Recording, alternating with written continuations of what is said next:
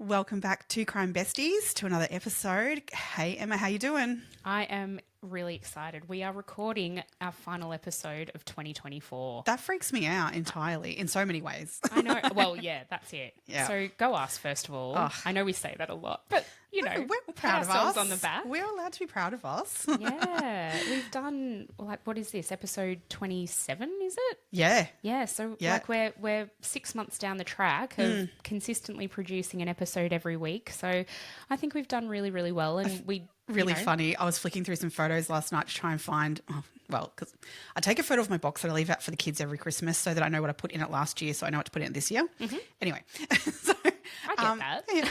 So I was trying to find that photo, and I was flicking back into my photos from last year. And so as I went through, I think there was a photo from, it was about February, March, of us two set up with our podcast, like kind of like, you know, selfie of like us set up. And I'm like, geez, Feb, that seems a little early. Did it take us that long to get it? It like, did. And I'm like, it did actually, because we started, like, we sort of had a few, you know, like false starts and things before we got like an actual episode. And then we recorded a few and banked them because we were a bit like, do we really want to do this? Yeah. Do we want to release these? Like, when we recorded them at first, we're like, oh God, do we practice more? Do we, I don't know. And then we're like, no, we just need to bite the bullet and get it out there. Rip that Band-Aid off. Yeah. Yeah. But I think when we were recording in Feb, we were just trying to actually figure out how microphones How the work. microphones worked. It was all, I think that's what it was. It was just us doing a setup of kind of like, oh, how do we do this? Because I feel like we didn't record our first episode until like April or May. Yeah, I reckon. And then we released it in June. Yeah. So, yeah. Yeah, I think we were just doing some tests. But yeah, it was just cute. I was like, oh my God, wow. And our setup's changed heaps since then. Entirely. Yeah. Yeah. And we've got it down pat. We were, you know, getting ready for the recording. It used to take us all day to get going. Yeah, but we'd literally now we like can drop get the it kids done off and be like, oh crap, we've got to go back and pick them up. Yeah. Like, you know, yeah. And now we're bloody well-oiled machine. Oh, we can get so much done on a Friday So as much. well as a record. Yeah, Or love even to that. assembly. Yeah, went to assembly this morning, and we've both got appointments this afternoon that we'll well and truly easily get to. So, Yep. yeah. Go Now, us. I was thinking about like what we could have a bit of a chat about before the podcast Yeah. today. And I don't know why this memory popped in my head, but I want to know what is, it's very Christmas themed, Okay. this question. What is the worst KK present you've ever been given? Oh, gosh. Do you want to Okay. think about it and I'll tell you mine? Yeah, tell me yours and I'll have a think because I've had a few because I've been a teacher. Yeah. Oh, yeah, fair call. Well, mine actually relates back to when I was in grade 6 at school. Oh, yeah. And I can't remember what the limit was. It was a little while ago. But I got given, and I still remember the kid who gave it to me, Paul,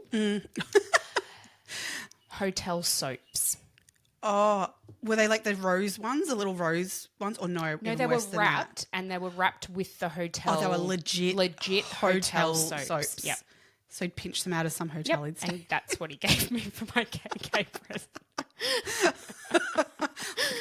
That's pretty bad. It's bad. But I mean, look, the kids thought, you know, like. I mean, I've been given some pretty shit gifts over the time, but not necessarily KK ones. So. Go, tell me. You know my worst one. Oh, yeah, I know your worst one. Yeah. You've got to tell the people. Oh, should I? Oh, yeah. Okay. 40th birthday present, like, you know, so should be a decent present for a 40th, you'd think. Well, yeah? one would think. You'd think? Yeah. Yep. I got an electric toothbrush from someone who was very close to me at the time. Won't name names. Oh, Yeah. Lord, it's just like, oh, Meg, yep. First thought, I know what electric she needs. toothbrush. Yeah. And a pair of socks. Yeah, but they were fluffy, comfy socks. No, they were just regular socks. Oh, I thought they were like home socks, you know. No. Oh, so it was like Kmart. No, just, you know, crew socks. Like, yeah. Right. Yeah. Yeah, that's pretty bad. That's Yep. pretty bad. Yep. Yeah. Yeah. I may have been married to the person. Yeah, maybe. Yeah. Things happen for a reason. My husband, the worst thing he's ever given me, I'm just trying to think. He's pretty good, but I'm also very good at dropping hints / links to what I need or want. Oh, I love it. What's the worst thing he's given me? I have gotten a few like Marge bowling ball gifts. You know how, you know, in The Simpsons where Homer gifts Marge a bowling ball. I love that. And then she almost has an affair, doesn't Yeah. she? I have received a few of those, like, you know, tickets to things that maybe wouldn't be up my alley necessarily. Yeah. But nothing like an electric toothbrush. That takes the cake. Yeah. Yep. Oh, it's the thought that counts. Not in that instance. No, I don't think there's any way of digging yourself out of that one, is there? There's not. Oh, well, what about as a let's teacher? make it even better. Oh, It did get taken back and returned. So then I actually didn't get anything. Yeah, that's worse. Yeah, that's worse. Yeah. Yep. What about as a teacher? Look, the coffee mug situation was getting bad. That Yep. like I did have to do a massive, exodus of those out of my cupboard because I ended up with like just odd coffee cups. I wanted it was like this big thing of being an adult almost of like going, I want a set of 4 that match. You literally said that to me last year. Do you remember? Yeah. You were like, I think it was during the Boxing Day sales. Yeah. You were like, all I want to get are matching coffee cups for my new house. Yeah. And I was like, yeah, I get that because we're the same. We've got heaps of mismatched ones and neither of us are teachers, but you just sort of accumulate bits and pieces along the way. And look, I'm all for a bit of mismatch, but like matched in some way, like kind of coffee mugs. I actually find that really cool, but I was talking like random. Yeah. Like, so it was really, needed a change. Plenty of candles, which I know you love a candle. I love a candle. But these are cheap ass candles. Yeah, which you need a quality candle. And look, as a teacher, honest to God, anyone looking for teacher gifts, the best gift you can give a teacher is the card with the note written in it, thanking them genuinely for what they do. The gift itself, I really did not need or want the gift. I call bullshit on No, that. I'm 100%. I used to sit and cry over the cards. Okay, I mean, that is lovely. It's all heartwarming and whatever. Great. But I'm trying to think of things to get for the kids' teachers for Christmas If you really have to get them something, get a bottle of wine. Yeah, but what if they don't drink? Like, I feel like one of our Sorry, kids... are they a teacher or... I'm just not sure. Like, I don't know that either of my kids' teachers drink, actually. Yeah, okay. That's it, which is more of a thing these days. Probably when I was teaching, every teacher drank. Whereas now I think there's a lot more people that are alcohol free, which is great. Good on them. Like, I love that. Good for you. But how do you cope through the day then? I don't know. And both of my kids, I said, what do you want to get your teachers for Christmas this year? Yeah. And they both had different ideas and they were both very thoughtful. Like, I thought they really thought about the person and so I've just gone down that path. But unusually my youngest has nailed it for his teacher, I think. And it's so simple and easy, which has been I love great. that. Whereas, are you going to reveal? Yeah, why not? She's into AFL football. She actually works part-time for an AFL footy team, as we know. But so he wanted to get her earrings because she loves wearing special different earrings on a Friday. Apparently she wears egg and bacon earrings. She listens to this podcast occasionally. So she might hear me talking about this. Apparently she wears egg and bacon earrings on each year on a Friday because she has eggs and bacon for breakfast on a Friday. Oh, I'd my love to God, know I if love this is that. true because I love if Brodie's noticed this or she's talked about it. I love it. That's so cute. So he was telling me all about this and how she likes changing up her earrings. And so then we put the two together and he's found these pair of earrings that are like little AFL footballs. That is really thoughtful. Yeah, so I that love was cute. that. So I that think he's is really nailed cute. it. But Mason can't bring me anything this year, unfortunately. I'm going to have to work that one out myself. Yeah. Oliver's all over it with his teacher. And Lucas had a really nice idea for his as well. And I've just supplemented it with something else because, it wasn't quite, it was thoughtful, but it wasn't, enough. Really. Anyway, so that's all done and ready to go. Yeah. But, yeah. I can't believe we're at this stage of the year already. It's insane. Yeah. Crazy. Crazy. So in light of this being our last episode for the year, we put out a bit of a question on our social media. Once this is released, will be a month or so ago. Yeah. And we asked people to give us suggestions for cases that they wanted us to cover. And we've decided based on suggestions, and thank you to everybody who's replied, we are covering Grace Mullane today. Yeah, actually it came from quite a few people. This one was mentioned, so it's a big one and a good one. And when it got mentioned to me originally, I was like, I have watched that Netflix show, but I was like, is there much in that, But yeah, we've got into it more now, and it's like, well, there's a lot to this. So I feel like every time we go, is there much to it? We still can bang out an episode that's over an hour long. Oh yeah, yeah. It'll be fine. I'm sure it'll be fine. Surprisingly enough, I'd actually knew nothing about this case. Yeah. Once I got into it, I remember now hearing bits and pieces about it, but I didn't put it all together that this was the one person. I don't remember hearing about this at the time at all. So it wasn't until I think it came out as a Netflix special that I knew anything about it. But yeah, it's Did you remember hearing about it when it happened? Because it was 2018 that this occurred. Yeah, I did. Okay. I do remember. Yeah. And I just remember it being all about Tinder. Like, I feel like that was the focus of the media at the time. So I didn't then put together, once you were telling me this story, that it was the same case. Same case. Yeah, right. Yeah. So it was an interesting one to delve into. Yes. Yeah. I mean, we can get into this probably a bit more as we talk about the case, but like, the whole Tinder thing is a bit. I'm on a fence of like. Well, I guess it comes down a little bit the Ashley Madison one that we did recently too, of like the fact of how much is the app itself to blame for things. You know, and people sort of, you know, there's this stigma now around Tinder. You know, the Tinder swindler. This is the guy's kind of known as the Tinder killer in some ways. Like, and so I mean, I don't use apps for dating, or any. Never have. I dare say you have never used. No. Apps for dating. High school sweethearts. Yeah.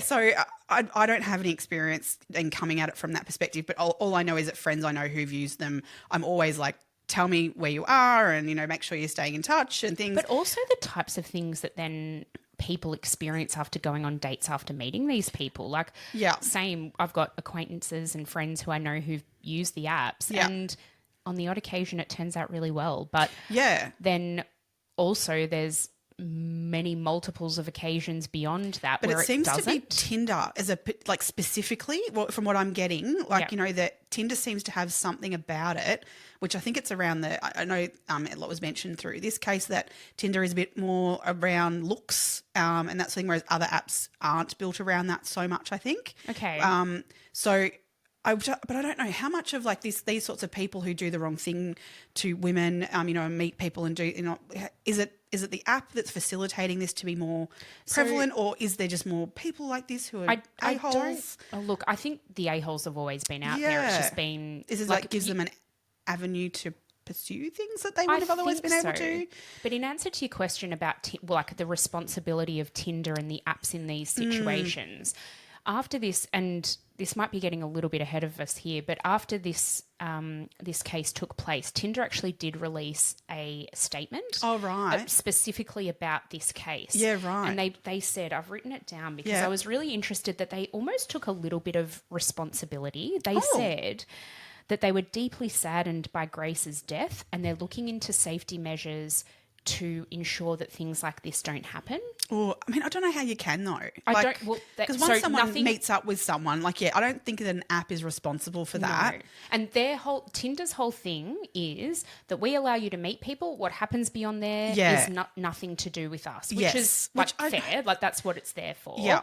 And once you're meeting up in person, you're then consenting, or in some we'll get into that a lot. Definitely comes into this case. Yeah, but you're there of your own volition. Yeah, that's not got anything to do with Tinder. No. But then I just feel like then like the onus always falls on the female around safety. Yeah, and how as a society we can shift that. Yeah, I don't know. It's really. It's a bigger question than just I think today and here on our podcast. It absolutely is. Yeah, interesting. Yeah, should we get into it? Let's get into it. Okay. Grace Emmy Rose Mullane was born on the 2nd of December in 1996. She was born in the UK, and it sounds like she came from a really lovely, very close-knit family. I think she had mum and dad and 2 brothers, is that right? Yeah, 2 older brothers. They were from a previous marriage of her dad, I believe. So she was the only daughter of David and Gillian Millane, but she was very much loved by her brothers and very close to them as well. So, very beautiful family.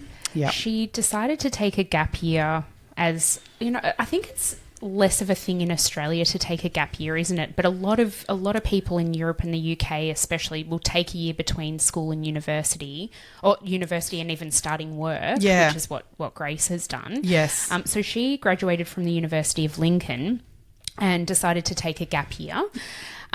She had left home, she was so young. She was 20 years old. Well, I mean, in this, you'll find that she's reported it's either 21 or 22. Yep. So depending on, unfortunately, when she passed away, she was 21 or 22. Yeah. So she'd spent, was it 6 weeks or so in Argentina, in South America? Yeah, Peru she was in, and she did all the Inca Trail, all that sort of stuff, and with a group, she was with other people, touring, doing that area. So, yeah, pretty awesome stuff she would have seen. And then apparently she was sort of like looking for, safe places for solo female travellers to travel around. And New Zealand was, very high up on the list because New Zealand is a really safe country. It is, yeah.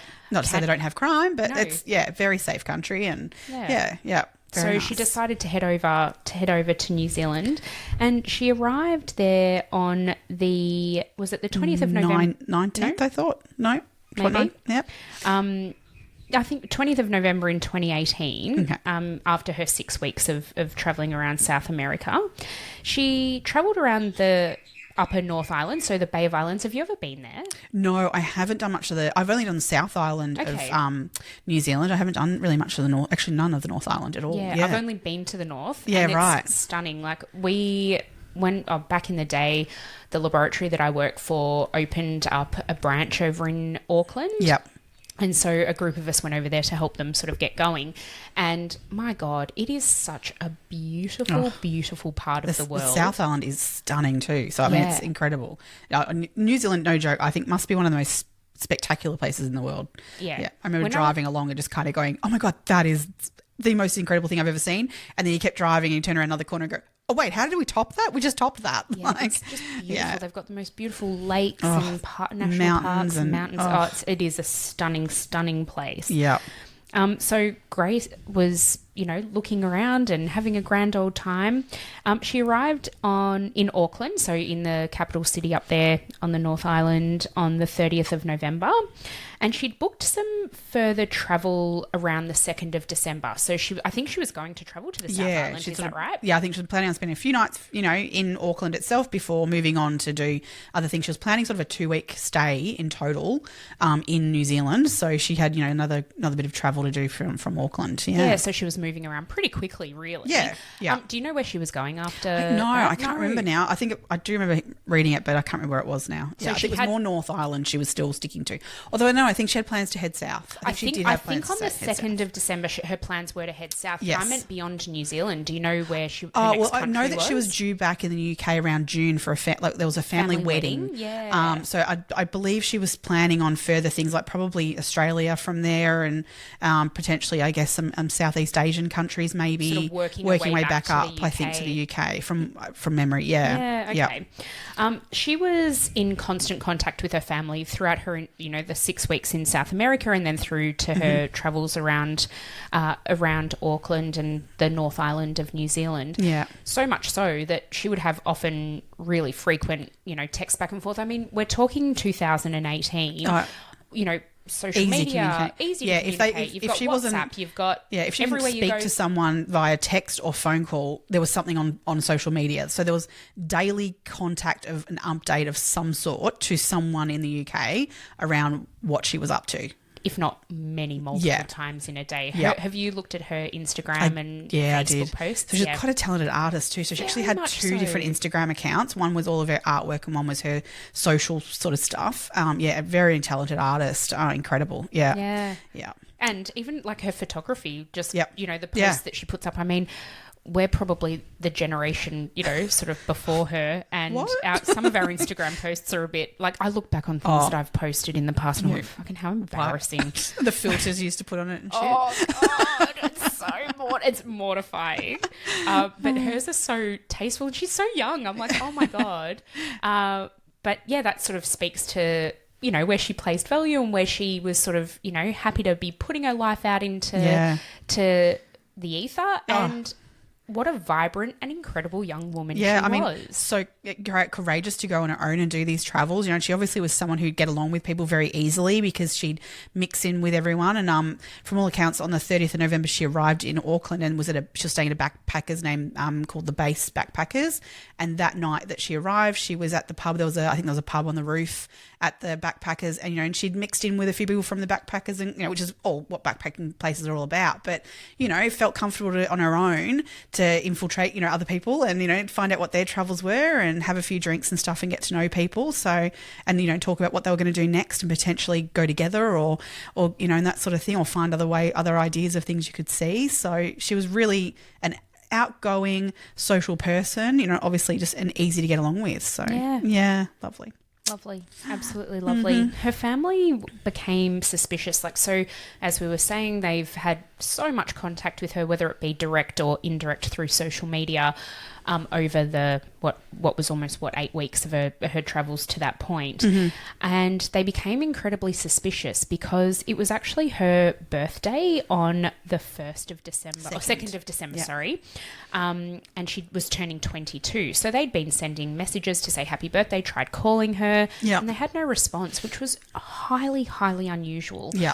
So much so that they immediately reported her missing. Well, I think on the 5th of December, her family reported her missing. Yeah, officially with the police. Okay. Yeah. So they were trying to figure out, though, people right from the get-go, people she'd made contact with, and they were looking through her social media to be like, oh, I wonder if we can sort of figure out who that person is and say, oh, have you seen Grace around? How awful would it be to be half a world away from your child and not know what's going on with them? Yeah, it'd be absolutely horrible. Yeah. Can't even imagine it. So, you know, they've done their very best on their own to try and figure out what was going on. But as you said, they've reported her missing to the police. And I believe, did her dad immediately come over? He did. He immediately came over. So he arrived on, I want to say it was the 7th. I think he arrived on the 7th because on the 7th he gave a press conference. Yeah. So basically, so she was staying at this backpackers, and so a couple of days after, so the last contact they'd had with her was, I think, the morning of the 2nd. Is that right? So, no. No, sorry, the 1st. No, so on the night of the 1st, her last contact was to a friend, and it was during the evening for her in New Zealand, and you can actually see it on CCTV when she sends this message to a friend saying, I'm on a date, it's going really well, and we're really clicking, I'll let you know tomorrow how it's gone. So that was sent at approximately around 8:30-ish her time in New Zealand to a friend back in the UK, and that's the last known contact to someone back home. Yeah. Okay. So that was on the night of the 1st. Okay, so that was the last known contact. So have her family, I'm assuming, have known this? I'd say once they're all sort of sending messages to her about happy birthday and none of them are receiving responses, I think the connections are all being made between family and friends saying, I haven't heard from her a response either. I haven't had a response. Like that snowballed pretty quickly that they were all finding out that they weren't getting a response. Yeah. And then a couple of days after this last contact, there's a really interesting Facebook post a comment on a Facebook, or was it Instagram? One or the other. Facebook, doesn't really matter. By a man. Well, on the app, the name was Jesse Shane, and the comment was beautiful, very radiant. On a photo, there was just a photo of Grace. Yeah, and that comment was made. There was a bit of confusion at first that comment had been made on the 2nd. But it actually had done something funny in the app, but it was actually made. That comment was actually put on there on the 1st of December. So they worked that out eventually, but still, that was the last comment or anything on her Facebook and social media, and it was a male's name and someone that didn't link up to anything else on her social media. So that was another interesting little tidbit. And that was what the police kind of saw once she was reported missing, and they started looking into what was going on. And so they've gone to the backpackers. Well, in Auckland, it is so heavily CCTV. It blows my mind. So you can actually go onto YouTube, and I think it was the New Zealand Herald have uploaded a full, it's like 50 minutes worth. It's not even all of it by any means. There's a whole lot more CCTV, but you can actually map out the timeline on there pretty clearly in this 50 minutes of CCTV of what goes on over a course of a few days. What blows my mind is that you track them and you can see on CCTV they're walking down this road, and then it cuts to the next CCTV and there's no cut though. Nah. You can see them like it's a continuous thing. It's unbelievable. There is CCTV everywhere. And this guy, it did not help this guy's case whatsoever because it's all very mapped out. But what they did was they went to the CCTV and went, right, we know she's staying at base backpackers, and they found her exiting base backpackers on the CCTV, and were then able to track her. So they have a really huge team on this real quick. They're New Zealand police officers, which all credit to them. They did an amazing job on this. Very much so. So the CCTV, they tracked her from there to then meeting when she walked out of the backpackers to this place called Sky City.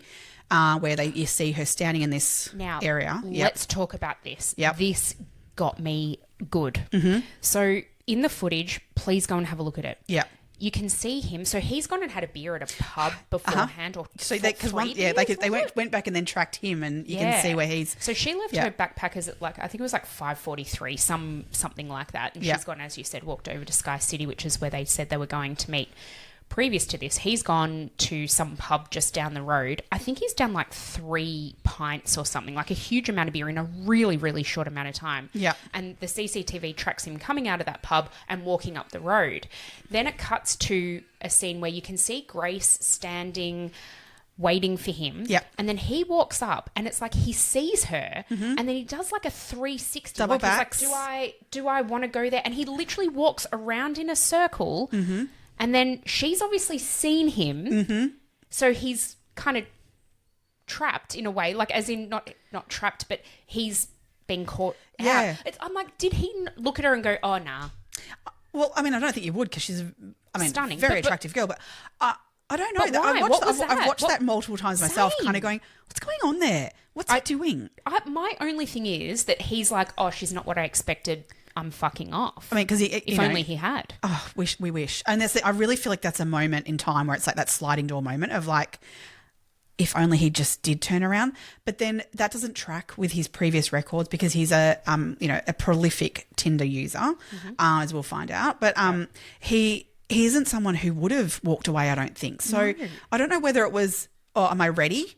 As in, have I got my game face on? Yeah, that's how I kind of ended up taking it, of she is, maybe I actually took it as, shit, she looks like her pictures. She's as good as I thought. Whoa, have I switched on the right charismatic personality yet? I almost feel like it's that, I don't know, it's him recalibrating. It's he's psyching himself up for it. Yeah, getting his I'm in here. game face on. This is a good one. I don't know. Okay. I just really... I had a totally different interpretation. No, I switched between the two, but watching it repeatedly and knowing then what I know of him, that was where I got to with it, that it's it's him going, oh, this is too good to be true almost. Okay. And I really honestly think that was more it of I'm going in, but oh God, am I ready? Yeah. Okay. Yeah.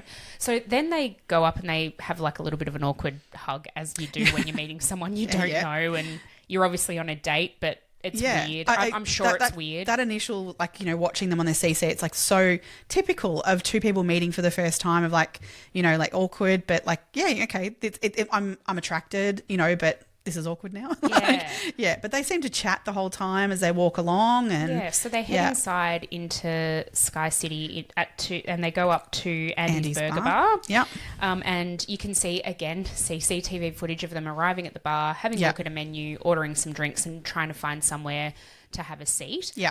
Let me just get the timings of this. So this was all happened at around 6 p.m. Yeah. Then at 7:16, they leave Andy's Burger Bar and head over to a Mexican bar. Yeah. And they order 2 pitchers of margarita and 1 pitcher of a sangria. So that's quite a bit of alcohol. Yeah. And they drank those 3 massive, pitchers. Jugs of drink. Yeah. In an hour and 15 minutes. Yeah. Yeah. They were downing some drinks, but... we can get to his drinking habits and hers. So you can, again, see CCTV footage of them at the bar buying these drinks. Yeah. He's paying for everything. Yeah, it looks that way that he's paying. And definitely. And he's making a show of it. He's showing things around. He's getting, making, even the way he gets his wallet out of his pocket, he makes a show of it. Because he's a hero. At 8:30 p.m, they decide to go to the Bluestone Room, which is a bar close by. Yeah. It's actually close to the hotel that he lives at. Yeah. So he's told Grace that he lives at this hotel. It's called City Life Hotel. Did you Google it? Yeah. It's not the nicest of the hotels. No, but the room's pretty ordinary and it's pretty dingy looking. And it's not you would imagine a fancy sort not of that something you'd imagine someone who's told Grace, his date, that he is an oil manager. Offshore oil manager, whatever that is. Is he implying that he managed? By the way, not true. No. Is he implying that he like manages oil rigs or something? Yeah, I think so. I don't really know what he thinks he's telling her. But I just think, I mean, he came up with lots of different things. We now know as the trials and stuff went on, and I'm getting ahead of myself, but we'll talk about that get into soon, his about all string of his of lies. jobs. Yeah, all of his jobs that he's had. Yes. Yeah, so it's at around this time, as you said, that that Grace texts her friend, and exactly what you said, things are going really well, and, you know, but there's a bit of a spark there. But, oh, my God, the CCTV footage of them inside this bluestone room blows my mind. Yeah, and like for the police, it definitely gave them a red flag immediately because they went and watched everything, every little detail. But, yeah, how he behaves there when behind Grace's back is interesting. Even the way he kisses her. So they're at a point now where they're obviously quite inebriated. I don't know the proportion of which drinks everyone's had, but I'm guessing they're both, you know, drinking a substantial amount of alcohol. The way he kisses her on those CCTV footage on the CCTV footage in the bluestone room, he basically like grabs her neck and like pulls her to him. Yep. It's predatory. It is. Yep. I watching it is really uncomfortable, and I think a lot of that is because what's to come, but also just looking at it, kind of going, I don't know, from a first date perspective, he was, and look, different people like different things. You know, but he seems quite forceful, and yeah. I mean, she's going in as in like it's not like she's trying to get away from it or anything like that. She's obviously a willing participant at that point. At some point during the night, after this, she goes off to the toilet. What does he do? Oh, that's awful. Yeah, so she stands up and goes to the toilet. Like first of all, he goes to the toilet and comes back. They're kind of doing a bit of a, you know, like you go, then I'll go. Yep. You know, hold the table. Yeah, because if you get up and move both of you, you lost your table, and you know drinks are there on the table. But then it's her turn. She gets up to go to the toilet. He immediately grabs her handbag and rummages through it, and then puts it back on her seat, and then grabs her drink and downs a heap of drink out of her bottle and puts that back on the table before she comes back from the bathroom. It's so bizarre. It's really weird. Like, what was he looking for in her bag? This is it. Like, what was he doing? Like, what can you find in a woman's bag? Oh, God, do you want a tampon, mate? Yeah, like seriously. What? Or was he going to, like, was he looking for money? Like, what was he looking for? I don't know. But he's an odd character. Oh, he's the oddest of all characters. Yes. So, yeah, the CCTV footage is very interesting. Yeah, so at 9:40 p.m, so they've been at this bar for about an hour. Yeah. And they head back to his hotel, which is, I think, is it next door? Or it's not really far. close? Because there was definitely walking, because you watch them on the CCTV, at least one street sort of down they walk. Okay. And they're walking quite wobbly. Like, you know, they've had many drinks. And so you see them enter into City Life hotels and head up in the elevator. You see them both walk into the elevator, and they press the buttons, but you can see him putting his card like back into his wallet, you know, because you've got to swipe your card on the elevator. You know, you've got to be a resident to be able to get the elevator to go up, kind of thing. He does that, puts it back in his card. You can see him like swaying as he's putting his card back in his wallet. So it's very clear inebriated, and both of them. But yeah, they head up to the room. But unfortunately, that CCTV footage is the last we see of Grace. And there is CCTV on the staircase as well as the elevator, but you don't see any of that because she's not there. There is no footage of her exiting that building that we see her as a person walking or leaving that building. That's the last we see her, really. So the next day obviously is... Oh, sorry. No, I was going to say what we know from then what the police have gathered. Should we get to that? Oh, now? let's wait one second. Okay. I was going to just sort of double back a little bit. Okay. So obviously, as we said, so that's where the CCTV footage sort of ends for us in terms of that's the last we see of Grace. So then it's the path of course is that the 2nd of December is her birthday. No messages, messages are coming back from her. The family get worried. Her dad gets on a flight, and on the 5th they report her missing. So basically, the police are now also, who is she? Where are we at? On the 6th of December, the police have tracked this Jesse down. That they found him on the 5th. Contacted him on the 5th and said, we need to have a chat. He was like, I can't right now, I'm at work, but tomorrow morning I'll come in and have an interview. So he was very willing to do that at that time. So he went in for an interview on the 6th. So basically, this interview that he does on the 6th is very interesting. So I don't know whether we want to go to hear about who Jesse is before we hear about his interviews. Yeah, how about we do that? Yeah. So that gives a little context. Yeah, I think we need to sort of explain who Jesse Shane Kempson is.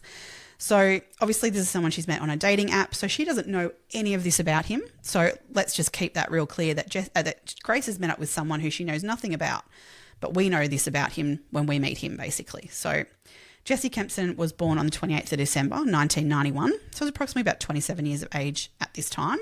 But he has a very interesting background. So at 9 years of age, his parents separated, and his mum and younger brother at that point moved to Australia. So he's left in New Zealand, and he is raised by his grandfather for a short period of time, and then his father as well. Now, his father, from reports, seems to have been maybe somewhat violent or aggressive around Jesse. So he's experienced a lot of that sort of in his life, but also a lot of rejection then from his mum who's moved overseas. I think that puts an interesting context onto things, like why a mum would leave one son in one country and move to the other. What would motivate someone to do that? I just query. You and I both have 2 boys. Mm-hmm. I could not. No, I could not at all. But it just makes me question a lot of things. Yep. Was she exiting the violent and relationship, and she had no choice in that? And then in saying no choice, did she see traits in Jesse that she wasn't able to cope with, and it was easier in a lot of ways to leave him where he was in New Zealand? I don't know. I don't want to judge at all in that, because I just feel like there's a whole lot to that situation that we don't know. Yep. But I feel like there's something there that as a mother, you kind of go, there's something here that doesn't make sense as to leaving one child behind. If she was seeing things in Jesse that were sort of meaning that he was heading down the path of the dad, wouldn't you want to remove him from that situation? Or is it too far gone? Or I don't know. I don't know. As you said, we can't judge somebody. No. We're not in her shoes. No.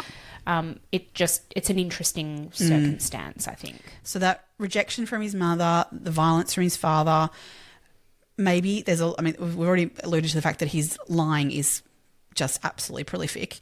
And is that some sort of escapism for him, to create this life that he would have liked to have had, that he didn't get to have as a child? Interesting. But so in 2013, he actually did leave New Zealand and went to Australia. He did try to reconnect with his mum and brother in Australia when he was here, but that didn't happen. So that, again, is interesting. Further what rejection. Happens. Yeah, it's further rejection, which is really sad for him. But I'm just really curious as to why. Agreed. Yeah. But basically his move from New Zealand to Australia at the time was under some simmering tensions back in New Zealand with family. So there was lots of lying going on and stealing that his family were really sick and tired of. So he was in Australia for 3 years. He had some interesting interactions here with people. There's been some interviews around housemates and stuff that people he worked with. A lot of stories. There was one particular story I heard around where the housemates had there were females and males living in this house. He had like the smallest bedroom in the house because that's all he could afford. Yet he was telling everyone that his family were restaurateurs and that they had millions and millions of dollars, and he was out there scoping the place to, open their next restaurant. And they're like, but wait, you can't even afford the rent that, the lowest rent in the house, you can't even afford. But it actually got worse than that. They were finding that when he drank alcohol, he became very aggressive. And to the point where the females in the house began to take knives from the kitchen into their bedrooms and sleep with them under their pillows because they felt that uncomfortable. There was one particular incident in one share house that she let the other housemates know of this, whatever this incident was that night, and they were all banded together and kind of went, we have to get him out. Like, he can't live here. That's not okay. You can't feel like that. They were in contact with the landlord about it and everything. And so they'd planned the next morning as a group to go to him and say, you need to move out. He must have got wind of that or had some sort of inkling it was going to happen. And all of a sudden he was like, my mum died, I'm leaving, I have to go to the funeral and stuff. So he left. So whilst he was out of the house doing whatever he was doing with this funeral, which his mum didn't die apparently, as far as we were, it was a lie as well. Surprise. Yeah, surprise. They basically they evicted him at that point, and they basically said, yeah, that's it, you're not coming back. However, after that happened and he had officially moved out and was no longer in the house, they would often find that they would smell his aftershave near windows. It's so fucking creepy. I remember, this is a total tangent, but I remember Narelle Fraser, who's one of our favourite Victorian detectives. I was listening to a podcast that so it wasn't her podcast, she was being interviewed for another podcast, and she was talking about when she worked in sex crimes, and she said, you have no idea how many times I have gone to the scene of a crime, like it might be knickers missing from a clothesline on like repeated things, and I'll go and do a walk around the house and I'll find tissues with semen in them at a window. And I think that's kind of what was going on in this situation. I thought you were going to say she'd smell the Lynx spray. Oh my God. My eldest has just discovered Lynx body spray, and I was just saying to Meg, like, his bedroom smells like a bloody French whorehouse or something. Like it's like he could not spray more of that stuff on himself. But anyway, sounds like this guy could totally too. So these fucking creeps, that's what they do. Yeah. They come and they peeping toms, literally. Yeah. And they're looking through windows and like masturbating outside. But the way that Narelle was talking about this, it was like, wasn't that uncommon? Standard. Oh God. Like, it's typical behaviour of, and then obviously these are behaviours that then tend to escalate if they're not caught and intervened with early enough. Yeah. So just the lying that he did, like it was so out of hand. So I list some of the lies that he would tell were that he was an oil company manager. He was the cousin of a prominent All Black. That he had gang connections. Another one was that he was an ex-gang member, and now he had flipped to being an informant to the police. Another one was that all of his friends were police officers, and also that he had cancer.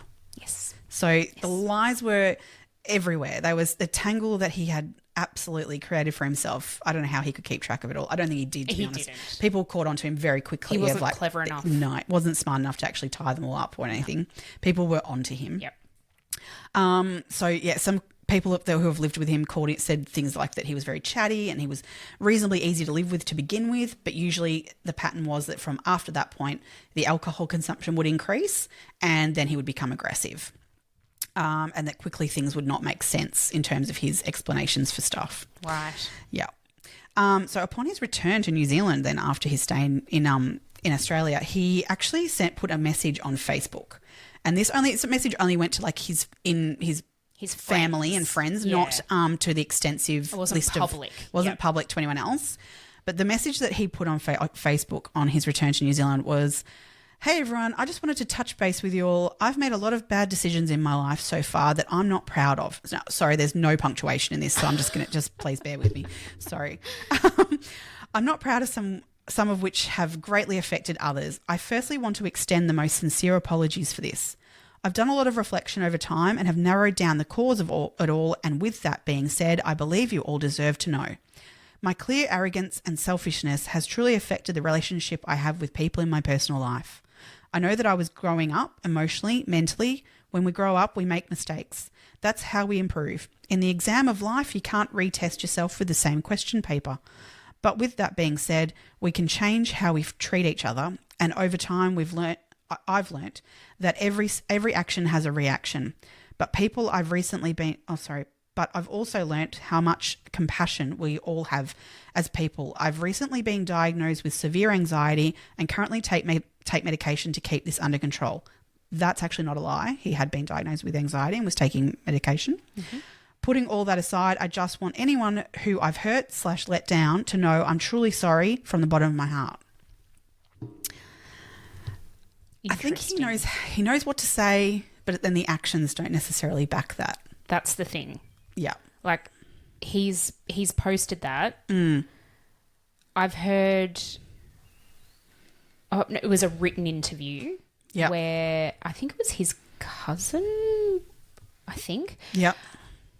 It was somehow related, but a similar age to him, was like, well, it was all bullshit because he just went back to his old ways as soon as he came back. Like, it's not like he was on the path to salvation and changed anything. No, yeah. But he knew that he needed people. Yeah.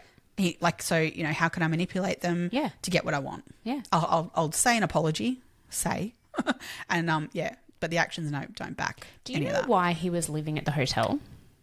Not really. No, I don't either. I was like, what I wanted to know was, and I couldn't find it anywhere, why are you living in a hotel, mate? I mean, I know it was a shitty hotel and it was probably not that expensive, but was it because he couldn't keep a I think that share house situation going? Yeah, I think he'd realised that wasn't working for him using share housing. And so he had to live on his own, and the only way he could do that was by doing that. I know he told one of his Tinder dates that he was living in the hotel because he was this offshore oil manager and he was coming and going, and maybe it was just part of that whole idea that he could kind of conjure look up like that's what's going on. He I know that he'd only just been recently let go from a job that's in the area, so you know, he probably moved in the area for this job that he did have, but they let him go pretty quick because he was doing some pretty dodgy stuff there. What is he doing? He was making phone calls. He was meant to make so many phone calls, but he was actually calling himself, and so it was all fraudulent what he was doing within his job, that they said, nah, you're out, see you later. So that had happened, I think, maybe a week or two prior to meeting Grace. 2 weeks before meeting Grace. Yeah. Was terminated. Yeah.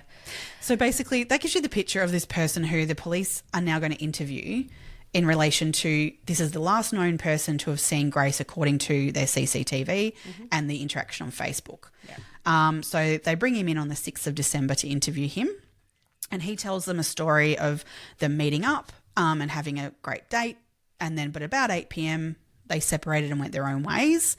He reckoned that he went and then had more drinks at another bar until like 10, 11 o'clock at night, and says that he was so intoxicated, doesn't remember anything else about the night. So that was the story he gave. The police then, they knew a lot more than this already. They knew more.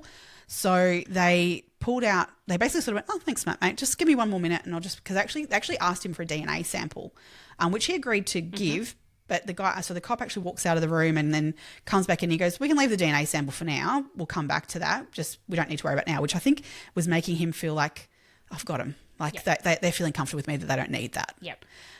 So then what he does is he pulls out a photo, a CCTV image of him on the elevator at 8 a.m. on the 2nd of December with a suitcase.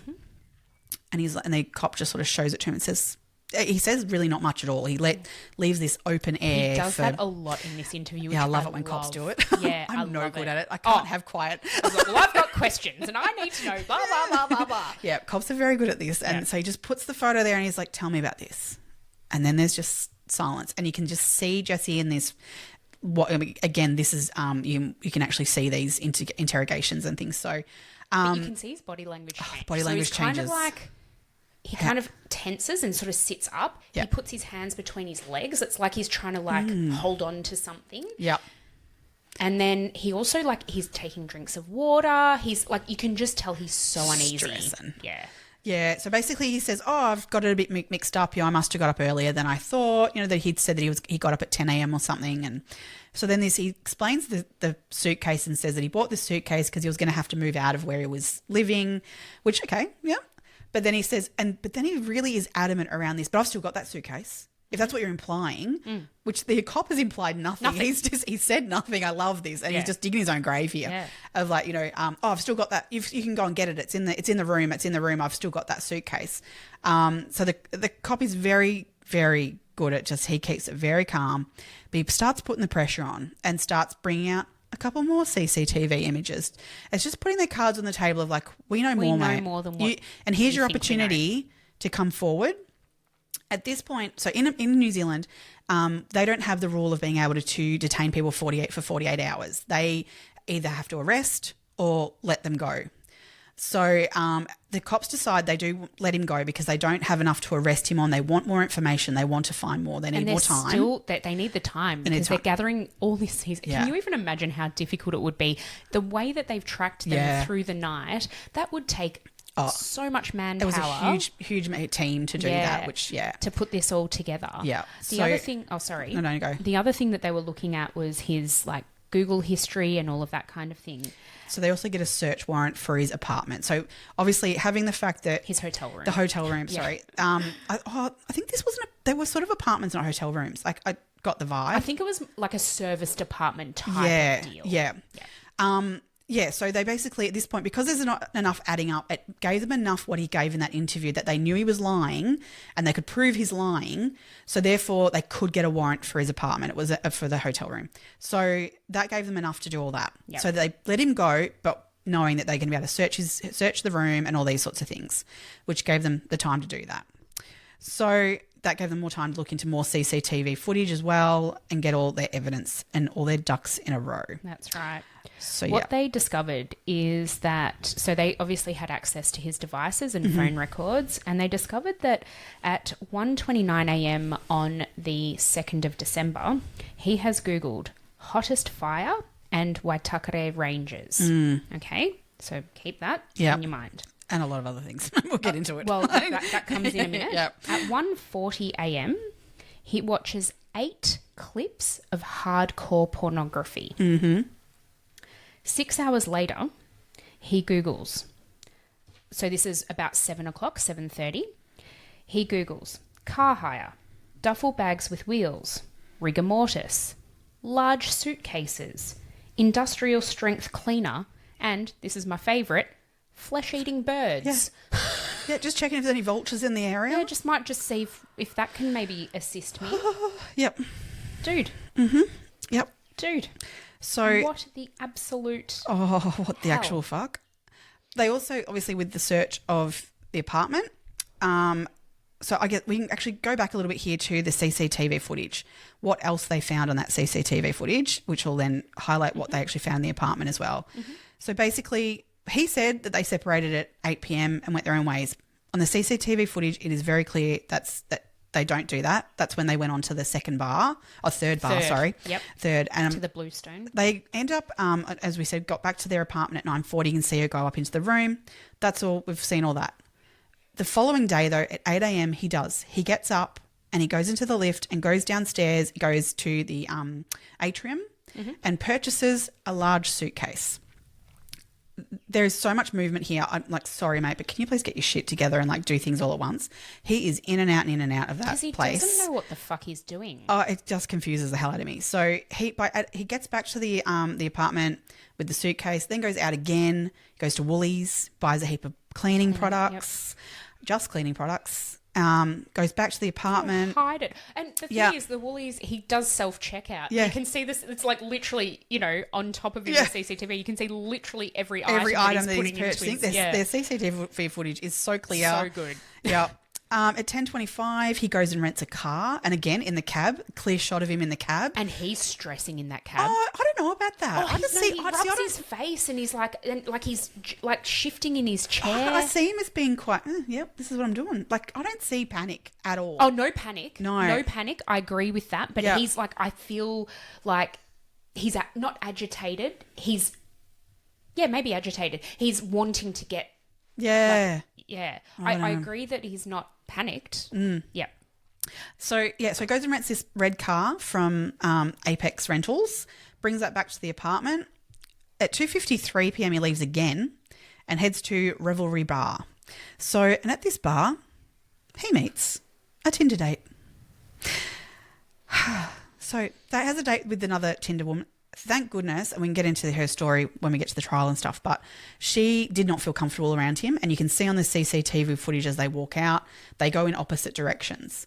Now, apparently her car was parked in the same direction as he was walking, but she was like, oh, no, my car's this way, and walked the opposite direction of what he was because she was like, nah, not going to partake in that. Yeah. So good luck, good to her. I mean, well done, because it could have been, I don't know. Could he have taken her back to his apartment, like with body still in the room? No, but she describes him as like, she said he was very odd. She was really creeped out by him. Oh, he talked about weird stuff on the date. He talked about really weird shit. Like, he talked about how he's friends with all these cops, and that the cops are really concerned about finding all these dead bodies in the Waitakere forest. Oh, because the dogs can only sniff the body 4 feet underground. So if if you bury it more than that, then they don't get found. Turns out that's not true. No, that's not true. Police dogs are their sense of smell is so sensitive that is not even close to being true. He brought up rough sex with her, talking about it. Yeah, and then weirdly, she brought up a topic of some guy who just recently been done for murder, and his reaction to that was, "Oh, isn't it awful how one guy can just make one mistake and end up being in prison for life?" Ew, fucking gross. He also admitted to this date, so she was a journalist. Yeah, admitted to him that he'd been shopping for suitcases that morning, and it was really hard to find one big enough for all his sports equipment. Yeah. So yeah, he was yuck. So that date only lasted about an hour and a half. So he gets back to the apartment at about 5:40 in the evening. Exits again of the apartment at 7:12 and goes to a shopping complex again. He leaves again to go to Woolies and gets a cleaning machine. Yeah, you know those like carpet cleaning machines you can hire from Woolies? He goes and gets one of those. Yep, goes to the apartment. He's only in the apartment for about half an hour. So he used this carpet cleaning machine for like half an hour and then takes it back to Woolies at about 9 o'clock at night. So floors me. I mean, who cleans a serviced apartment, like especially with a carpet cleaning machine even? For no reason. No reason. He's just getting into the elevator with this carpet cleaning machine. No one thought to go, mate, what do you need that for? I don't know what. I mean, I guess you're not on your mind going, oh, maybe there's if it is more like a serviced apartment type thing, then maybe there isn't someone like at a front desk or something to question him. Oh, there was though. No, there was a full lobby with people with. But was there someone was it manned? Yeah. Okay. Oh, there's CC footage of that entirely. That there's multiple people at the lobby there. And no one thought, okay, right, that's weird. Yeah. So at 9:30 that night, you see him leaving his room with 2 suitcases on a luggage trolley. And he's pushing them One hard. of them, the one on the bottom is clearly very heavy. He's got then one sitting on top that kind of moves. It's probably got nothing in it. I don't know. Well, it was very light. I think we know what was in it now. Yeah. There's a couple of things where he dumps stuff, but I don't know about this particular bag. I feel like that was a bit more of a he was putting the decoy bag of like being on top. I don't know. Yeah. But you can very much see the bottom one is very heavy. Well, he like kind of goes to like really it looks like it's heavy to push it into the lift. Because what I found really gross was so he wheels this trolley with the suitcase out to the car, and he loads the suitcase, and this is all on CCTV. Loads it into the back of the car, and you see people walking down the street, and they don't know what's going on, but how awful would you feel if you can see people, you go, oh my God, that's me, and that was happening as you're walking down the street. Oh God, awful.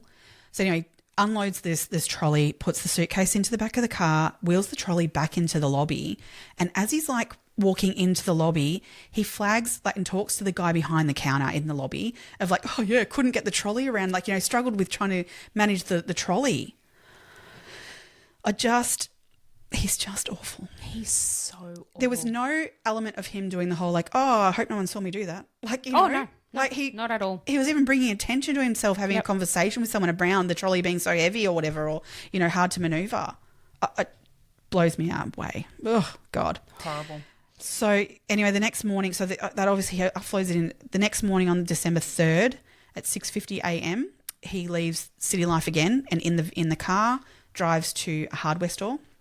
He purchases a red shovel as well as 5 bolts. Yeah. As they were the decoy, and you see him at the counter talking about this with the guy, I don't know if they'll be the right size, kind of stuff, obviously. Douche. And whilst this red shovel is sitting on the counter, as if that's just my extra bit of purchase. I'm actually really worried about the bolts. Yeah. So you then see him at a he returns from there and he goes to, I think he drops off some things to the dry cleaners, a bag of things at the dry cleaners, a couple of things. He goes to a car wash. Because when he returns to City Life, after that, you see him get out of the car in the car park and walk through, no shoes, pants are kind of hoiked up a bit, and he walks back into his apartment with a bag, but no shoes on at all. So he gets dressed and you see him come back out again, and that's when he goes to the dry cleaners and stuff. Yep. Then he goes to a car wash. Yep. At the car wash, you see, which is about 11:20 in the morning on the 3rd, you see him washing down the entire car. He pulls out the back a pair of shoes and hoses them off, and you can clearly see on the CCTV how filthy these shoes are. They are he's trudged through some Oh, mud. yeah. Yep. Yep. So then he drives out of the car wash, but then you see him come back into the bay and leave the shovel. Yep. Which that became a bit of an issue. They didn't, because they couldn't track that so well where he was. That took them a long time to find that shovel. But yeah. Because he told them when they asked him about the shovel, where did he said he'd left it, because they were like, why did you buy a shovel? And he was like, oh, I bought it for, I can't remember where he said he'd left it. But he said he'd left it somewhere, and then they were able to track the rental car. Right. And they found it's so clear that he leaves it just in the corner of the car wash bay. Yeah. So, again, he's being deceptive. Yeah. So heads back to his apartment after all of that. Then he takes a bag from the apartment at about 3:20 in the afternoon and goes to this place called Albert Park. And that he dumps a heap of stuff out of this bag into a rubbish bin in Albert Park. The inference is that the bag basically contains some personal effects of Grace's, so her mobile phone and some other personal effects. No, not the mobile phone. So because they retrieve the stuff out of the bin, they do actually get to that, and they get that. The phone, they believe, they still can't prove this because they've never found the phone. So on the morning of the 6th, he goes out again to a bay somewhere. And all they know is that he drove there in the morning. But they don't know why, and they don't know what he did there. Right. But the phone has never been found. Okay. So there is an inference there that potentially that's where he got rid of the phone. I thought he put the phone in the bin. Okay, I didn't know about that. No, the phone hadn't been retrieved because they would have really loved to have found the phone because there was some interactions that he was talking about over the phone he told the police at his first interview that the following morning, because he didn't see Grace that night, obviously after 8 p.m, and that he the next morning had texted her on Tinder he wanted to text her to see if they could catch up the next day, and they'd been unmatched. So he couldn't. Yeah. Which, is such a dick. So, let me see where we're up to. That's right, 2:20 in the afternoon on the CCTV, you can see the police arrive in the City Life foyer in the lobby there, and they're talking to some of the managers and sort of asking about Jesse. And as they're sort of talking, they sort of go, oh, that's Jesse there. He's just walking up. But Jesse on the CCTV, you can see him walking up towards the lobby, and then he does the freak out because he sees that there's cops inside and go, I'll subtly turn around, and starts walking off down the street. And he walks very quickly then down the street to evade them. I think it's actually really funny the way he does that. Oh, it's like so awkward. And then he's down the street. Yeah. So they run after him and try and sort of to catch him up with him there. But turns out they so that's on the 5th of December that happened. So then the 6th, on this morning of the 6th, he agrees to come in to have the chat and the interview where he doesn't admit to anything and sort of but is clearly lying. So then again on the 8th, after they've searched his apartment and done all those sorts of things and got all their evidence together, they bring him in for another chat. He brings a lawyer, as he's entitled to do, as he should do. Absolutely. And at this point, he does confess. However, his story is not. It doesn't align with a lot of things, but this is his confession. This is his version of events. His version of events is that they consumed 25 drinks each and were very drunk, that they had consensual sex. That she was into 50 Shades of Grey, sort of a bit of kink in that way. Yeah. And then, so they had this rough sex, all very consensual according to him. Yeah. And then after they finished, he decided to go and have a shower. And he says he walked into the bathroom and had a shower, but he fell asleep under the shower head, while the shower was on. Yeah. Don't seriously take showers to wake themselves up? But seriously, you're not fucking falling asleep in the shower with the shower on. Yeah. No. Don't even. What an idiot. Anyway, he reckons he's then all really groggy. Eventually he wakes up and he's all really groggy, and he goes back into the bedroom and Grace isn't there. So he assumes she's gone. And this is his story, obviously. And then he falls into bed because he's so drunk and falls asleep. When he wakes up in the morning, he sees Grace dead on the floor on the other side of the bed in a pool of blood. There's blood on the floor. There's blood coming from her nose, he said. The police have also found some very interesting photos that were taken that night of Grace's genitalia and of his. And the timing of those are actually, so basically the sequence of events of his searches and those photos being taken on his phone are that he searches, I'm going to butcher it, the Waitakere Rangers. He searches them first. And then he searches Hottest Fire. Yep. Then he takes the photos.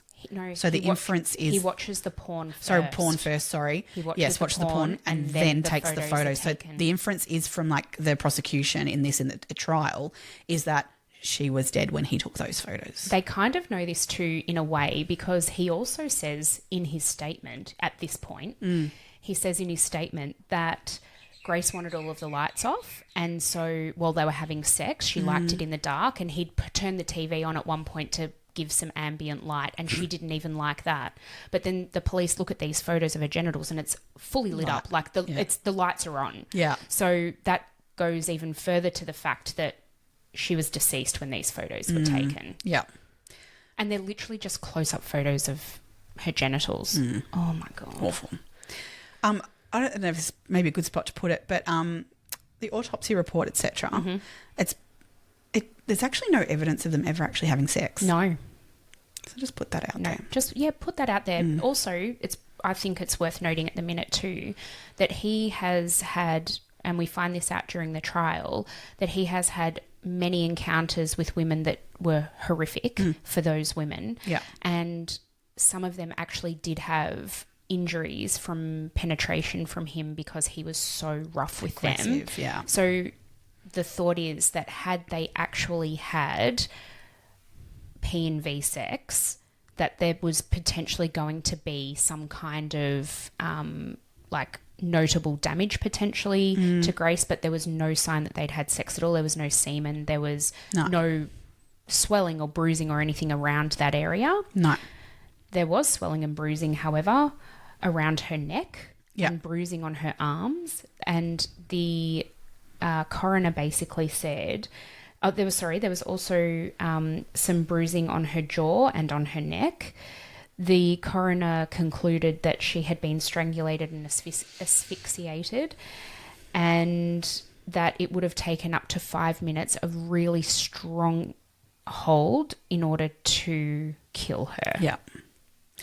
The defense argued that against that, and this shits me. So their argument is that because she was intoxicated, it could have potentially been less time to do that. However, the simple fact of the matter is she would have passed out first. As in, it takes time to strangle someone, whether it be a minute or 5 minutes. That is a long time to be applying pressure somewhere and not noticing that this person isn't responding. There's time to go, oh, she's passed out, stop, and to be able to have her come good. Yep. Well, before this is Jesse's thing, isn't it? Is that this was consensual. She was she was part of a member of the BDSM community, and that she wanted this rough sex and play.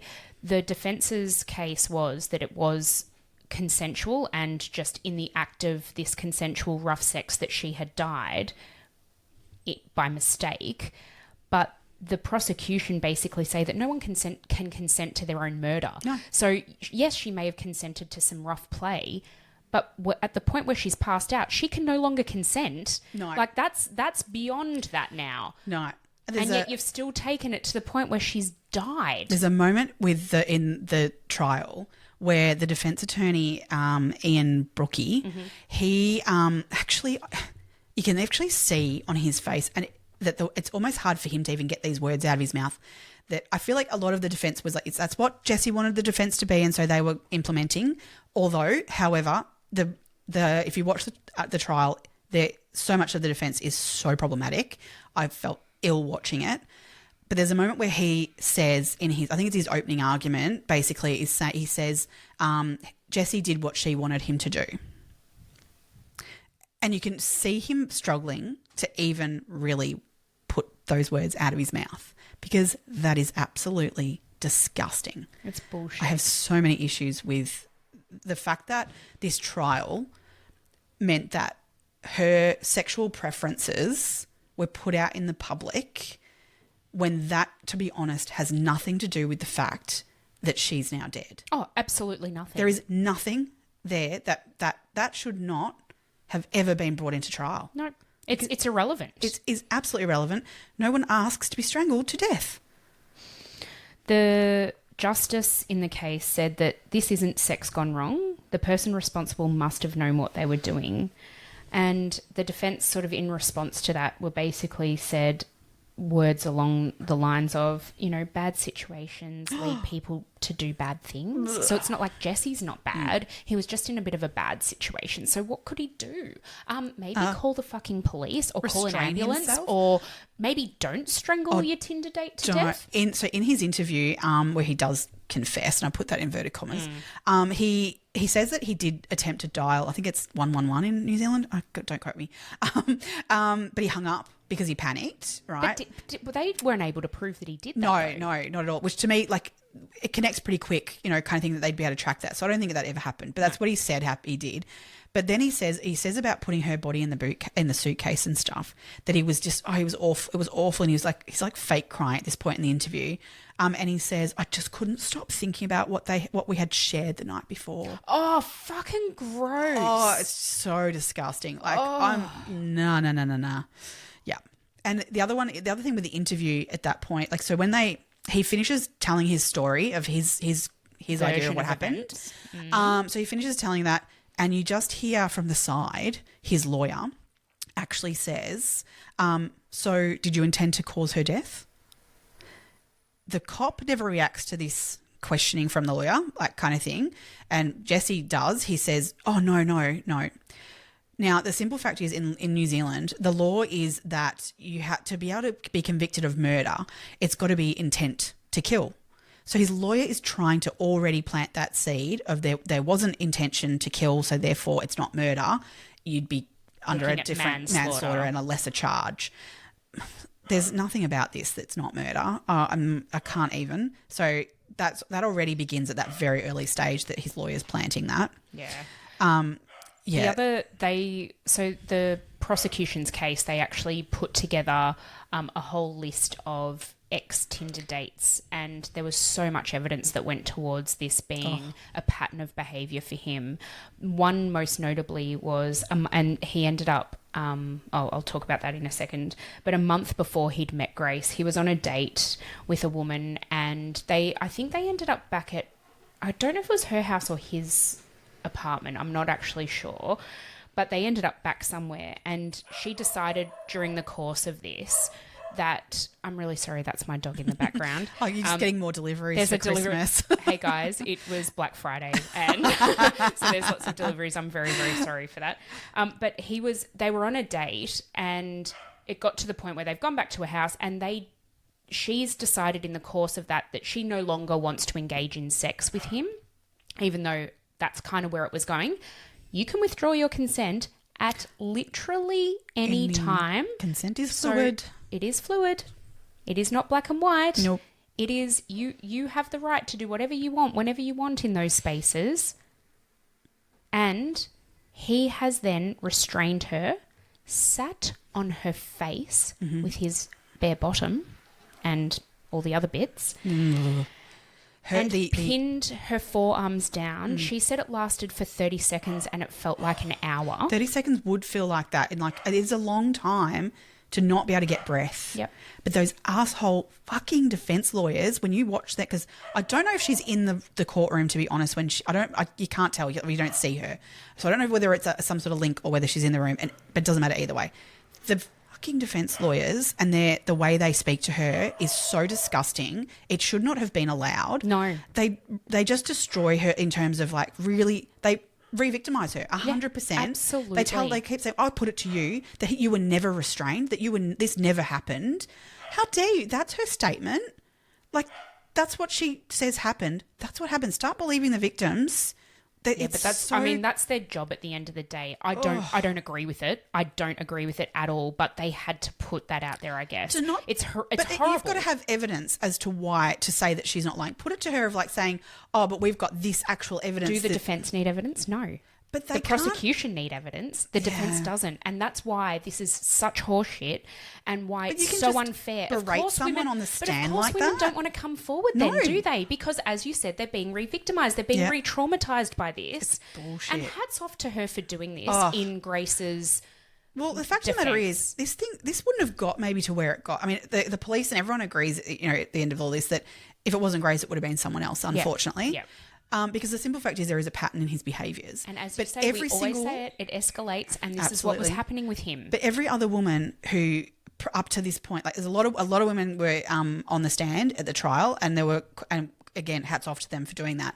However, they never came forward before Grace because of this, because this is how you get treated. Yeah. As a victim. Yeah. So they didn't come forward and say he, held a knife to my throat. He, he pinned me down. He raped me. All these sorts of things never came out prior to Grace, because why would you put yourself through all of that? Because you're re-victimizing you. Mm-hmm. You've got to go through it all over again and again in that disgusting courtroom of these men. Putting it to you that you are lying. Exactly. So this particular victim, she also said like she was paralyzed after this had happened. And you would, I can totally. Yeah. I mean, thankfully never been in that situation, but she was paralyzed. She didn't know what to do. He's gone to the bathroom, and then she's visibly very upset, and he's come back out and he's like, I don't know what you're crying about. I've got cancer. Oh, that lying piece of shit. Again, Jesus. Obviously, didn't have cancer. God, he's such a fucking piece of shit. Oh, he really, really is.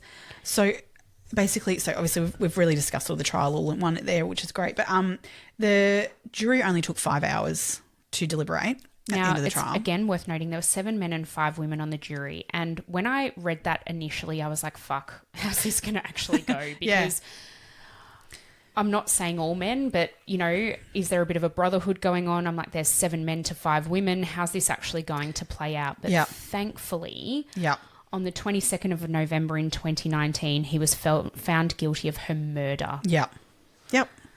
He received a sentence in February of 2020 of life in prison with 17 years non-parole. Because of the women who came forward during this trial, he was actually then subsequently convicted of 2 further sex offences and given an extra 11 years non-parole on his sentence. So there was a separate trial that occurred with his ex-girlfriend, and the stuff that she then ended up taking him to court over were horrific. Her story is just absolutely awful. Horrible. So, that he held knives to her throat regularly, threatened to kill her on a number of occasions, repeatedly raped her. Yeah. She spoke about how aggressive he was, and that the fact was her take on things she knew Jesse, to be honest, I think more than anybody did, if you could know him. And she knew his true being. That's right. And she came out and said that she believes to her core that what would have happened is that Grace would have said no, and then he would have become violent and insisted. And this kind of speaks to he was intoxicated. His ex-housemates have all said that when he was intoxicated, he became really aggressive. Yeah. It all just plays into the picture of what ended up happening. It's horrific. You look at the actual scene, so the cops, when they went in and saw the room, there's a lot that doesn't line up with then his story of events, because there are on the floor it was found, they used that luminol. They have 2 pools of blood, but there's also blood splatter on the walls. Yes. So it's not as clear cut, I don't think, of a strangulation. I think there would have been some sort of beatings as well, which, I think he did talk about, that there was a bit of hitting and that involved in the BDSM they were performing, but I think there's far more aggression in it than playful, in that sense. There was a lot of evidence to suggest there was a lot more to it. So I think she might have fought, and I think he might have, what his ex-girlfriend insinuates of being, that she said no and then he's got aggressive is what happened. Because... Agreed. And as we said before, there was actually no evidence of them actually having sex. Yeah. So, just absolutely awful. It's horrible. Yep. I guess that kind of brings us to the end of the episode. I was just going to say that Justice Simon Moore was the judge on this, and he made some interesting comments in sentencing. He said that Kempson's childhood and upbringing has been affected by various traumatic influences which impacted his transition to adulthood, an ability to make good decisions and the right decisions. He also said that volatile upbringing and cultural isolation may have led him to lie to those who he wanted to impress by pretending you were a man of affluence and social standing. And that appears to have been your modus operandi when attempting to impress the women you met. Yeah. He's nailed that, hasn't he? Yeah, I really think so. I don't like your upbringing is an excuse for why you are the way you are. Although I get that, but as an adult, you've still got choices to make, and there are so many people who grow up in horrific family circumstances. Yeah. Who then go on to live very productive and very changed lives. Yeah. And he just wasn't one of those people. No, I do think that there's some sort of brain chemical imbalance with him of like that he was who he was. Mm-hmm. Psychopath maybe? Yeah. I don't know. But, there's no formal diagnosis that's been released. But there must be something. There's something not right about him at all. Yeah. And I think that every woman that's come in contact with him pretty much can. And the fact that he has no remorse and there's no. To this day, he has no remorse, and he still argues that he has that rough sex. It was what it was. Consensual and that's what it was. Rough sex. Yeah. Bullshit. It's just such bullshit. But so he did appeal, but it was all shut down. He never made anywhere with any of his appeals. No. So this stands, the sentence that he's been given stands. Yep. I bloody hope it's a lot longer than 17 years and it should be life, and he never gets out, because I 100% he would definitely offend again. Yeah. Well, all signs point to that. Yeah. People like this are known to not be able to be rehabilitated. Yeah. I hope that the justice system in New Zealand recognises that when he comes up for parole, and he will literally never see freedom again. Yeah. Yeah. We can only hope. Yeah. Right. In the light of this, her mum, unfortunately, her dad passed away in 2020 of cancer, which they say, they reckon he died of a broken heart too. Mm-hmm. So I don't know if he made it to sentencing even of him. But anyway, it was might get my around dates. that time. I actually don't. Because the sentencing was Feb 2020, but he did pass away in 2020 as well. So I'm not sure when, but yeah. In the wake of it, though, Grace's mum, Gillian, and her cousin, Hannah, set up a charity called Love Grace, and they collect bags and items to give to women who experience domestic violence. And they also raise money for the White Ribbon Foundation, which obviously then moves to educate young men and boys around domestic violence, to hope that the next generation is not going to be inflicting these kinds of things on women and girls in the future. It goes to breaking that cycle as well of, not repeating what you've grown up with, and letting kids know that there's, different options and there's a lot of help out there for those who want it. Yeah. Yeah. May Grace rest peacefully now. Absolutely. Yeah. Hopefully she's with her dad and painting all the artwork she ever dreamed of wherever she is. That's it. As always in these cases, like, the world has lost a really great person, and that's so unfair, because why? Yeah. Why do these things happen? It blows my mind to even think about it, because it's too much sometimes. A young woman should be able to, adventure out and see the world and go on a date and be safe. On that, I mean, I have to comment on Jacinda Ardern, who was at the time the Prime Minister of New Zealand, when she came out. When she came out to publicly say an apology to the family that their daughter should have been safe in their country, and she wasn't. Oh God! We need more leaders like her in this world, unlike certain others, because that compassion, you knew it. It was not a political thing. No, she said it as a parent herself, as a member of the community. Just wow. Yeah. Can we have more of that, please? I just love her. Oh, me too. Love her. Yeah. I've got a T-shirt with her name on it. Story for another day. Yeah. All right. Well, that brings us to the end of our final episode for 2024. However, guys, stay tuned. We're having a break for 3 weeks now. Our next episode will be released on the 14th of January. So stay tuned to our socials and we'll give a few hints about what that case is going to be. Yeah. Emma might try and do some dances over the summer that we might post of her doing. So no, if I'm doing dances, you're doing dances. I'm filming. I can't do both. I film it. Yeah, you can. But over the next couple of weeks, we are going to release a little bonus episode for everybody. So stay tuned for that when it comes out. So in order to be notified when that comes out, hit the notification bell or the follow button on your podcasting app so that you know when that's come out and you can have a bit of a listen. We're going to do a little bit of a Q&A type of episode for you guys. And we might leak onto the socials what episode we're going to do for our first one for the new year. So stay on there and check those out as we go too. Excellent. Yeah. Thank you everybody for joining us again and we will see you next year. Merry 2025. Christmas and Happy New Year. Stay safe. Yeah, stay curious, crime besties. Bye. See ya.